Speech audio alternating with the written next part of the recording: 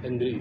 Bismillahirrahmanirrahim. Assalamualaikum warahmatullahi wabarakatuh. Waalaikumsalam warahmatullahi wabarakatuh. Alhamdulillahirabbil alamin. Assalatu wassalamu ala asyrafil anbiya'i wal mursalin wa ala alihi wa ashabihi.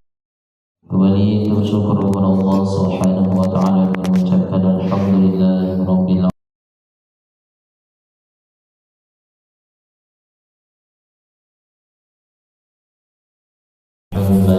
وعلى آل سيدنا محمد. السلام عليك يا رسول الله. Bapak Ibu Astagfirullahaladzim. Allah Subhanahu wa taala. Kajian suruh kita pada pagi hari ini akan disampaikan oleh Ustaz Dr. Muhammad Rahim Jamali. Kepada Ustaz. Ya, Pak Imam. Ya. Allah.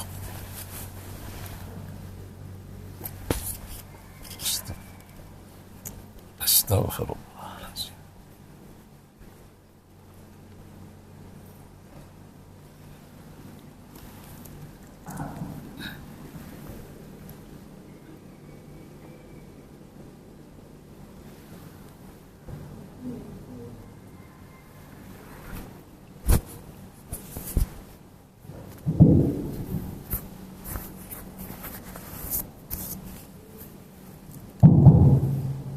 Assalamualaikum warahmatullahi wabarakatuh. Nashkurullah syukran katsira bi qiraatil hamdalah ala hidayatihi wa taufiqihi alladhi nahnu na'isu biha wa nusalli wa nusallimu ala sayyidina Muhammadin ala juhdihi wa bazlihi litablighi syara'illah hidayatan lana. Amma ba'du, askurukum syukran jazila ala ma sa'adatikum bil huduri fi hadzal masjid Nurul Jannah. Sawfa siru alaikum khutbati ala lughatil Indonesia khususan. Kaji kita pada hari ini tentang perusak agama. Hadis Nabi menyatakan afatuddin salasatun, yang menghancurkan, merusakkan agama ada 3. Yang pertama faqihun jairun, yakni orang-orang alim, orang-orang pintar tapi jahat. Wah, ini membuat kejutan ini. Adakah orang pintar yang jahat? Faqihun fajirun. Fajir itu jahat. Orang yang pintar tapi jahat. Ada. Siapa itu? Orang yang pintar cuman tinggi ilmu tapi akhlaknya rendah. Ada seorang ilmuwan pintar sekali tapi tak beriman. Namanya Ehren Fels. Segala ilmu dia miliki. Dia menjadi dosen terbang antar negara. Seluruh orang kagum dengan dia. Tapi apa katanya? Agama tak perlu katanya. Tuhan tidak perlu katanya. Lalu yang penting apa? Yang penting otak cerdas. Kalau otak kita sudah pintar, segala-galanya bisa diatasi. Tak ada satupun di dunia ini yang tak bisa diatasi oleh otak kalau otaknya itu pintar. Jadi yang diasah itu otak saja. Otak yang dimaksudnya itu otak kiri. Otak kiri masalah hitung-hitungan, matematika, fisika, kimia itu otak kiri. Kalau otak kanan itu masalah perasaan, kesenian, keindahan, itu otak kanan. Otak kanan diwariskan oleh ayah, otak kiri diwariskan oleh ibu. Jadi kita ada 3 otak. Otak kiri, otak kanan, otak kecil. Otak kecil itu penyimpan memori, penyimpan kenangan, supaya jangan lupa. Nah, jadi yang penting kata Ehrenfels itu otak kiri saja. Hati tak penting. Perasaan tak perlu. Jadi dia hanya dalam bidang pengasahan ilmu mengabaikan hati, mengabaikan spiritual, dan mengabaikan rohani. Diejeknya, masih beragama kalian? Masih lah. Apa yang diejeknya? Masa pintar-pintar begini masih beragama? Kalau sudah pintar, agama tak perlu lagi. Kamu katanya ke mahasiswanya, masih bertuhan kamu? Masih lah Pak. Ketinggalan. Gak maju-maju kamu nanti. Kenapa? Hari-hari gini masih beragama. Karena seluruh yang diinginkan oleh agama itu terjawab oleh ilmu pengetahuan dan teknologi hari ini. Seluruhnya terjawab, tidak ada yang tidak terjawab. Nah, baru saja dia berkata seperti itu, lahir anaknya. Anaknya itu lahir 1 tahun 2 tahun diabati, rupanya anaknya itu idiot, bodoh, bin debil. Itu bahasa pendidikan tuh ya, debil, idiot. Nah, anaknya ini disekolahkan hanya bisa sampai kelas 2. Menghitung hanya dari 1 sampai 5. Kalau nanti bisa sampai 10, 1, 2 dia lupa. Dia atasilah dengan otaknya cerdas. Disuntikkan berbagai vitamin, dibawakan ke dokter ahli ortopedi supaya badannya agak tinggi, tetap saja membelai. Akhirnya enggak yakin dia dengan otaknya lagi. Saya mengatakan otak yang cerdas bisa mengatasi problem apapun. Tahu-tahu anaknya sendiri yang bodoh bin debil, idiot, tak bisa diatasi. Disuntikan vitamin A, vitamin B, vitamin C, vitamin D, vitamin Z aja yang nggak ada ya. Seluruh vitamin disuntikan. Dokter ahli ortopedi, ahli tentang gizi, segala macam didatangkan. Tetap saja anaknya bodoh bin goblok. Hampir tak percaya dia dengan otaknya lagi.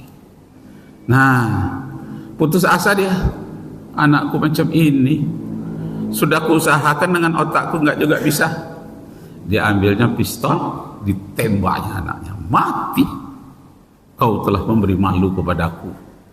Mahasiswaku demonstrasi di mana-mana. Anak profesor bodoh, goblok, anak profesor. Kok tahulah orang itu? Padahal sangat kusembunyikan. Rumah tanggaku saja dia tahu. Karena dia malu, nakku, walaupun aku sayang kepadamu, karena engkau telah memberi malu kepadaku, ku tembak sekarang juga. Mati anaknya. Masya Allah. Nah, setelah anaknya mati, tiba-tiba tangannya yang menembak itu bergetar. Kok tangan saya bisa bergetar begini? Disuruh henti oleh otak, berhenti. Nggak bisa mengendalikan dirinya sendiri, otaknya nggak bisa. Bergetar tangannya. Masuk dalam labor perpustakaan, dia baca. Sebetulnya anak yang bodoh itu diturunkan faktor gen, faktor keturunan. Keturunan yang bodoh itu diturunkan oleh ibunya, bukan dari bapak. Bapak otak kanan, otak kiri yang tentang kepintaran itu dari ibu. Jadi bukan anak ini yang salah. Yang salah adalah ibunya yang membawa gen keturunan yang bodoh, mungkin keturunan kedua, ketiga, keturunan yang terdekat. Dilihatlah, memang ibunya ini seorang peragawati, seorang fotomodel, tapi hanya sampai kelas 2 sekolahnya. Cantik-cantik tapi goblok. Ada enggak orang cantik tapi bodoh? Satu-satu ada, enggak banyak. Cik-cik lah ibu. Tuh, Nah, jadi ditembaknya istrinya. Gara-gara engkau lah aku jadi malu. Engkau memberikan anak keturunan yang bodoh kepadaku. Ditembaknya istrinya sedang masak di dapur. Mati. Tangannya lebih kuat lagi bergetar. Kok tangan saya bergetar saja tanpa diperintah, diikat pun tangannya tetap aja bergetar. Kenapa ini? Otaknya nggak mau lagi, nggak bisa dibawa kompromi. Dia baca di perpustakaan, apa katanya? Kalau ada seorang ibu yang melahirkan anak yang bodoh, itu bukan ibu yang salah. Tidak ada seorang pun ibu di dunia ini yang mau melahirkan anak bodoh, nggak ada.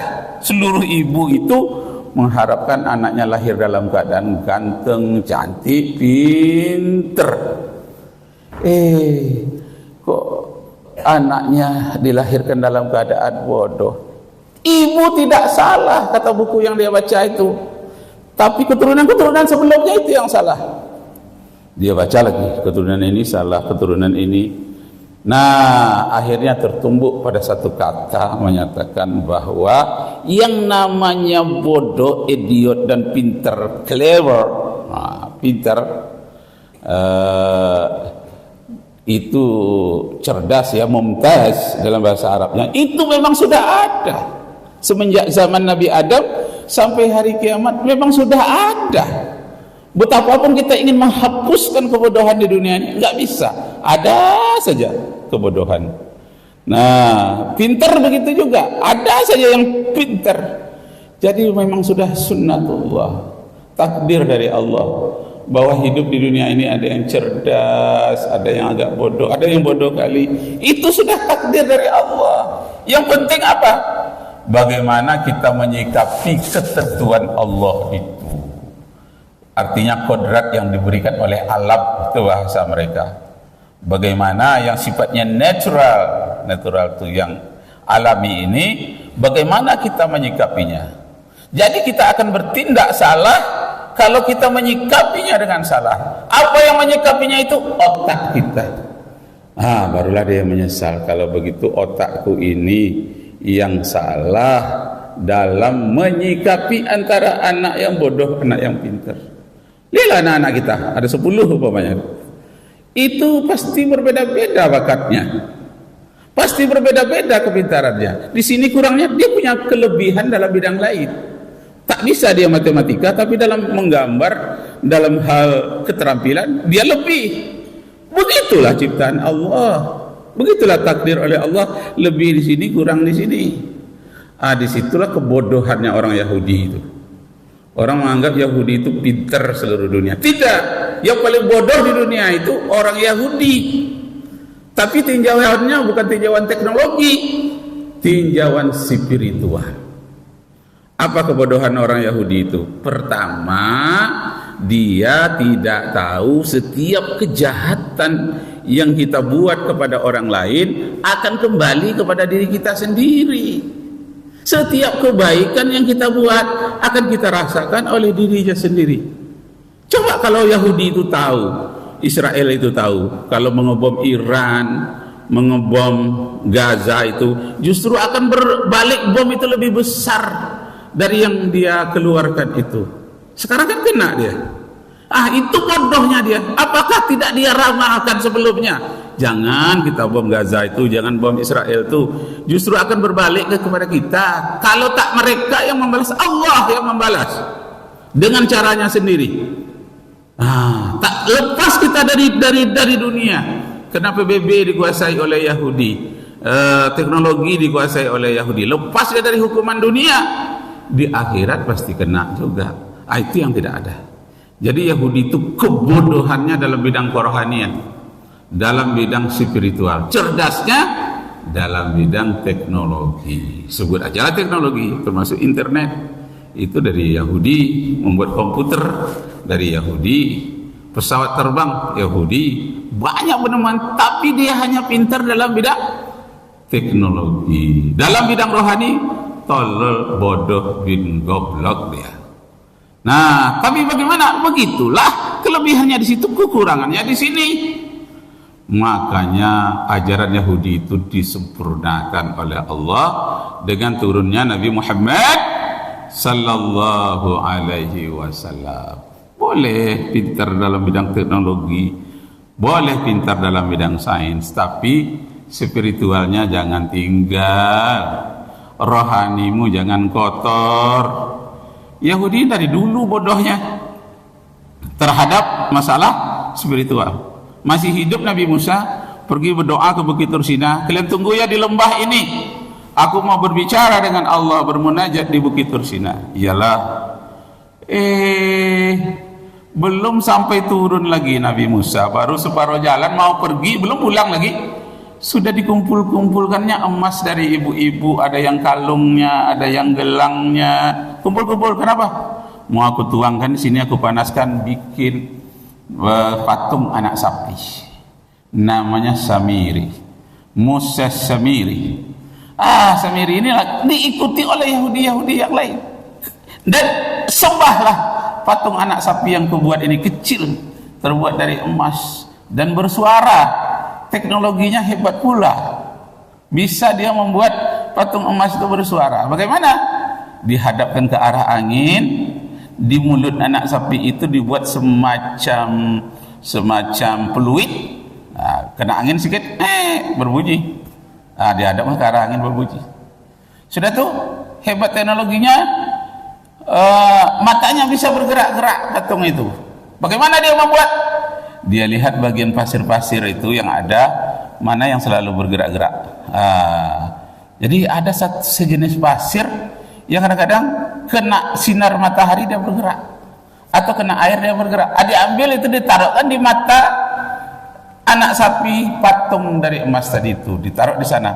Nah, lihat nih, inilah yang Tuhan kita ini, matanya bergerak-gerak. Suaranya itu bunyi. Ini yang Tuhan kita, jangan ikut Musa. Itulah kebodohannya dalam bidang spiritual. Jadi ini yang disebut faddalna 'alal 'alamin, kami berikan kecerdasan daripada manusia seluruh dunia. Itu kecerdasannya itu hanya dalam bidang teknologi. Termasuklah Nabi Yahya yang lari ke dekat pohon, lalu dipeluk oleh pohon itu. Orang Yahudi tadi tidak dapat membunuhnya karena dia berada dalam pohon. Dia teliti, nampak sorban sedikit. Wah, di dalam pohon ini, pantaslah kita cari keliling-keliling tak ketemu. Nah, harus dibunuh juga walaupun dia berada dalam pohon. Muncul kepintaran dalam teknologinya. Apa?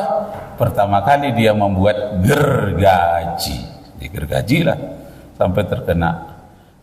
Kata Nabi Yahya, kata malaikat, jangan engkau katakan katakanlah Allah. Berzikir dia mati dalam keadaan berzikir. Jadi apa dia minta hormat? Kalau memang cerdas lah orang Yahudi itu,